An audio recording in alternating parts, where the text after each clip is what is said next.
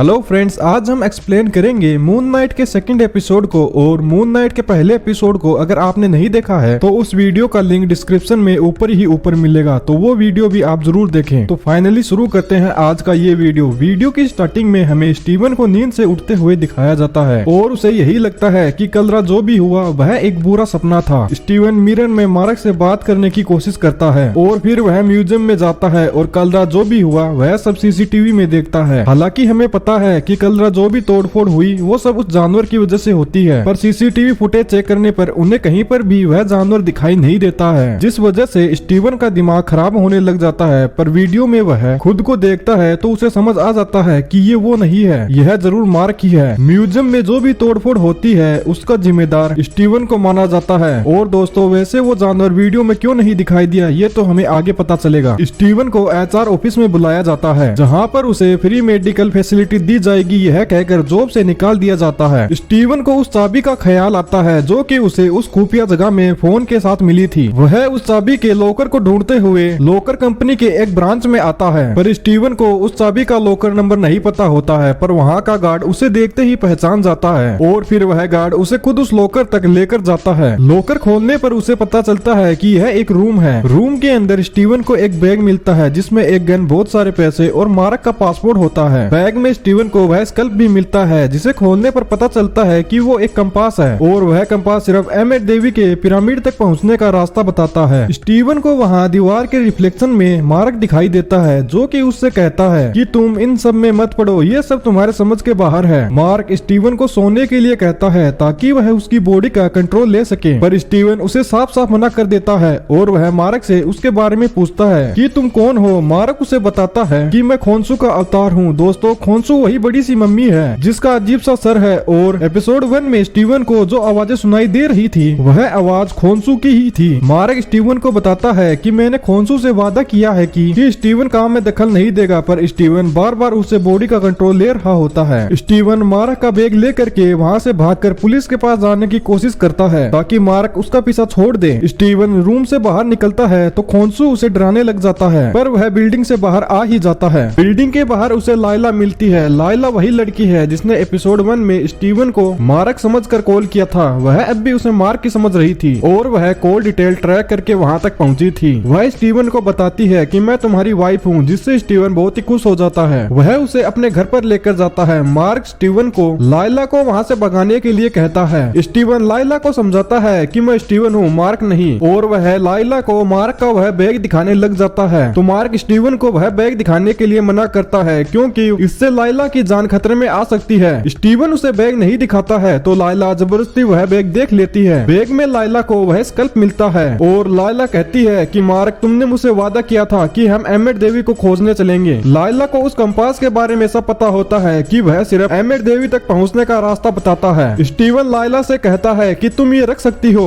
और तभी गेट पर 2 पुलिस वाले आ जाते हैं और वह पुलिस वाले उसके घर में जबरदस्ती घुस जाते हैं। लाइला उस स्कल्प को लेकर बाहर खिड़की से निकल जाती है और पुलिस वाले स्टीवन को पकड़ के पुलिस स्टेशन लेकर जाते हैं और वह स्टीवन को रास्ते में ये बताते हैं कि मार्क एक आतंकवादी है जिसने बहुत सारे लोगों को मारा है। पुलिस वाले उसे आर्थर के पास लेकर आते हैं जिससे वह समझ जाता है कि ये पुलिस वाले नहीं, आर्थर के आदमी हैं। मार्क स्टीवन से बॉडी का कंट्रोल मांगता है पर स्टीवन उसे साफ साफ मना कर देता है। स्टीवन और आर्थर आपस में कुछ बात करते हैं। खोंसू भी वहीं पर था जो कि स्टीवन को उसे मारने के लिए कहता है। आर्थर को यह बात पता थी कि खोंसू भी यहीं पर है क्योंकि आर्थर भी कभी खोंसू का अवतार था। आर्थर स्टीवन से वह स्कल्प मांगता है जो कि स्टीवन के पास नहीं था। तभी लाइला वहां पर आ जाती है और वह स्कल्प आर्थर को दे देती है और स्टीवन को वह सूट पहनने के लिए कहती है, पर स्टीवन को कुछ समझ नहीं आता कि कौन सा सूट पहनना है। वह दोनों अपनी जान बचाने के लिए वहां से भागते हैं। दूसरी ओर आर्थर एक मंत्र पढ़ता है और जमीन में एक गड्ढा बन जाता है जिसमें से एक खतरनाक जानवर निकलता है। स्टीवन और लाइला जान बचाने के लिए भागते हैं और खुद को एक रूम में बंद कर लेते हैं। लाइला स्टीवन को सूट पहनने के लिए बोलती है और मार्क उससे बॉडी का कंट्रोल मांगता है, पर स्टीवन उसे बॉडी का कंट्रोल नहीं देता है और वह खतरनाक जानवर दरवाजा तोड़कर अंदर घुस जाता है जो कि सिर्फ स्टीवन को दिखाई दे रहा था, लाइला को नहीं। और इसी वजह से वह म्यूजियम के कैमरे में भी नहीं दिखाई दे रहा था। वह जानवर सिर्फ स्टीवन के पीछे पड़ा था, इसीलिए स्टीवन को ही वह जानवर दिखाई दे रहा था। और म्यूजियम के अंदर भी वह जानवर सिर्फ स्टीवन के पीछे पड़ा था, इसीलिए वह कैमरे के अंदर नहीं दिखाई दिया। उस जानवर के हमले से स्टीवन खिड़की से नीचे गिर जाता है और उसकी बॉडी पर एक सूट सूट आ जाता है। तब हमें यह पता चलता है कि स्टीवन भी मून नाइट में बदल सकता है और लाइला उसी सूट की बात कर रही थी, पर स्टीवन को इतना डर लगता है कि वह उस सूट का इस्तेमाल ही नहीं कर पाता। वह जानवर उसे बहुत ही बुरी तरह से मारता है। सड़क पर लोग उसे ऐसा करते हुए देखकर पागल समझ रहे थे, क्योंकि वह जानवर लोगों को नहीं दिखाई दे रहा था। स्टीवन को समझ आ जाता है कि वह उसे नहीं हरा पाएगा, तो वह बॉडी का कंट्रोल मारक को दे देता है। मारक असली मून नाइट में बदलकर उस जानवर को लोगों के बीच से दूर ले जाने के लिए एक बिल्डिंग पर चढ़ जाता है और बिल्डिंग से नीचे कूदते समय वह उस जानवर को वहीं पर एक रोड में फंसाकर मार डालता है। और फिर मारक उस स्कल्प को ढूंढता है जो कि उसके पास नहीं था और हम देखते हैं कि वह स्कल्प आर्थर को मिल चुका है। स्टीवन मारक से बात करने की कोशिश करता है। मारक स्टीवन को बताता है कि ये सब काम मैं मजबूरी में कर रहा हूँ, क्योंकि ये काम अगर मैं नहीं करूंगा तो खोंसू यह सब काम मेरी वाइफ से करवाएगा। खोंसू भी वहीं पर आ जाता है और मारक से कहता है कि स्टीवन को कंट्रोल में रहने के लिए कहो, और यह भी कहता है कि अगर तुमने मेरा काम छोड़ा तो मैं ये काम तुम्हारी वाइफ से करवाऊंगा।